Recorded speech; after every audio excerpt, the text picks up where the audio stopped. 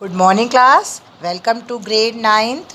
Today my subject is Hindi and my topic is समास. Okay class, आज हम आपको बताएंगे समास क्या होता है. समास का शब्द का मतलब होता है संक्षिप्तीकरण. ठीक है क्लास. इसका शाब्दिक अर्थ क्या होता है? छोटा रूप. किसी भी शब्द को जब हम छोटे रूप में परिवर्तित कर देते हैं तो वही समास कहलाता है. इससे पहले आपने ग्रेड 8th में संधि भी पढ़ी होगी. संधि और समास में फ़र्क इतना होता है कि संधि में वर्णों के विकार में परिवर्तन होता है और समास में शब्दों में परिवर्तन हो जाता है. शब्द हटते हैं और लगते हैं क्लास. ठीक है. अगर हम समास की बात करें तो समास में दो चीज़ें होती हैं. एक होता है आपका पूर्व पद और दूसरा होता है आपका उत्तर पद. ये जानना बहुत ज़रूरी है कि अगर आप ये नहीं जानेंगे तो आप समास विग्रह नहीं कर पाएंगे. तो इसको जानने के लिए हमने आपको बताया दो पद होते हैं, पूर्व पद और उत्तर पद. जैसे आपने लिखा यथा शीघ्र. ठीक है. तो यथा शीघ्र में दो चीज़ें हो गई.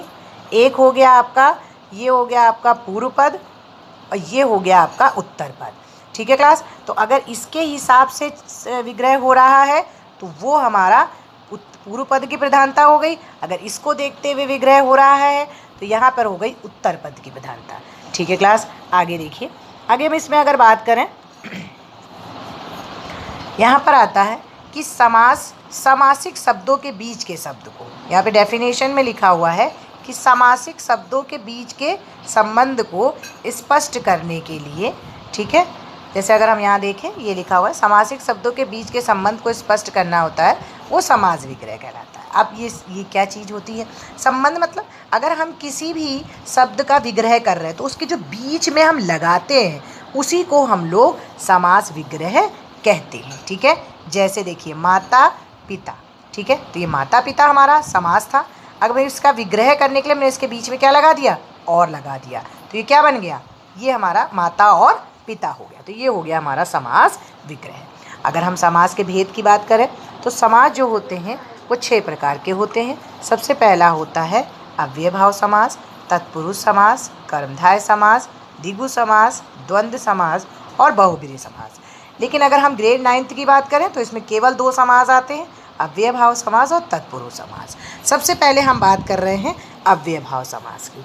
अगर हम अव्ययभाव की समास की बात करें तो हमें इसमें देखने को मिलता है, अभी मैंने आपको बताया ना कि 2 पद होते हैं.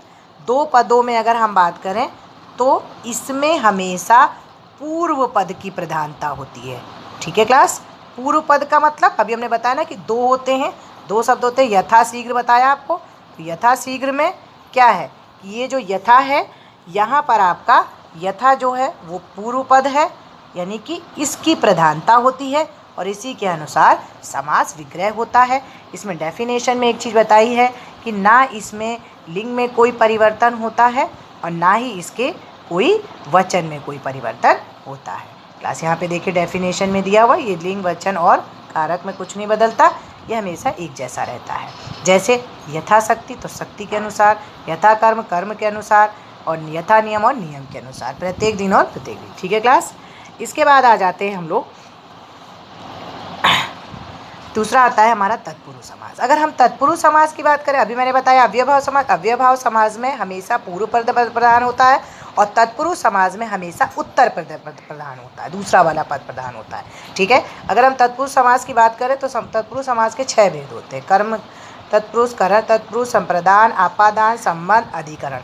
आपने ये बहुत पहले पढ़ा होगा बच्चों, कर्ता ने कर्म को करण से समझाने के लिए, तो उसी की तरीके इसमें जो चिन्ह होते हैं उन्हीं का लोप इसमें हो जाता है. सबसे पहला आता है हमारा कर्म तत्पुरुष समास. कर्म तत्पुरुष की समास की अगर हम बात करें तो इसमें बच्चों को शब्द आता है. कर्म का मतलब को, तो यहाँ पे हमेशा को का लोप हो जाता है. जैसे ग्रामगत है तो ग्राम को गत, स्वर्गागत है तो स्वर्ग को गया हुआ, सम्मान प्राप्त है तो सम्मान को प्राप्त. ठीक है क्लास. तो ये हमारे को शब्दों को का वहाँ पे लोप हो जाता है. फिर उसके बाद हमारा आता है नेक्स्ट करण तत्पुरुष. करण तत्पुरुष की बात करें तो इसमें से और के द्वारा का लोप हो जाता है. ठीक है. से और के द्वारा का लोप हो जाएगा. जैसे करुणापूर्ण है तो करुणा से पूर्ण, कष्ट साध्य है तो कष्ट से साध्य, से और के द्वारा हमारा यहाँ पे लोप हो गया. जैसे अब हमारा यहाँ पर है सूर चरित तो सूर द्वारा रचित, है ना. तो ये हमारा यहाँ पे द्वारा और से का यहाँ पर लोप हो गया। अगला आ जाता है हमारा संप्रदान तत्पुरुष। संप्रदान तत्पुरुष की अगर हम बात करें तो इसमें के लिए का लोप हो जाता है। के लिए का, जैसे रसोई के लिए घर है, देश के लिए घर है, गौओं के लिए साला, तो के लिए, ठीक है ना।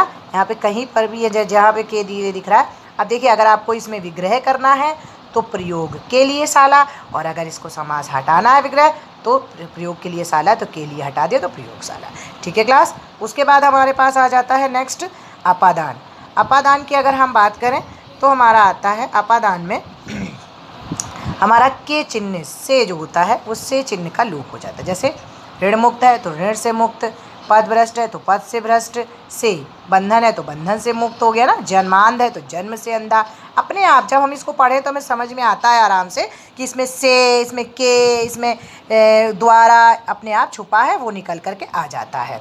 नेक्स्ट हम आते हैं, अगर हम अपने संबंध तत्पुरुष की बात करें तो संबंध तत्पुरुष में के लिए के, की, का सारे आते हैं। जैसे राष्ट्र गौरव तो राष्ट्र का गौरव है, भारत रत्न है तो भारत का रत्न है, राज दरबार है तो राज का दरबार है, ये आपका इसका लोप होता है। ठीक है क्लास। उसके बाद अगर हम बात करें अधिकरण तत्पुरुष की तो अधिकरण तत्पुरुष में मैं, पर, इनका लोप होता है। जैसे ग्रामवास तो ग्राम में वास, आप बीती आप पर बीती, तो इनका लोप हो जाता है। तो समास विग्रह में मैंने आपको बताया कि दो तरीके के समास होते हैं। सबसे पहला होता है आपका अव्यय भाव समास, दूसरा होता है आपका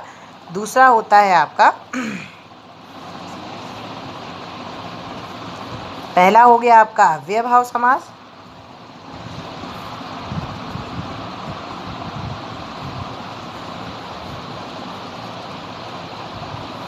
दूसरा हो गया आपका तत्पुरुष समास। देखिए आपके 2 नंबर आते हैं इसके लिए।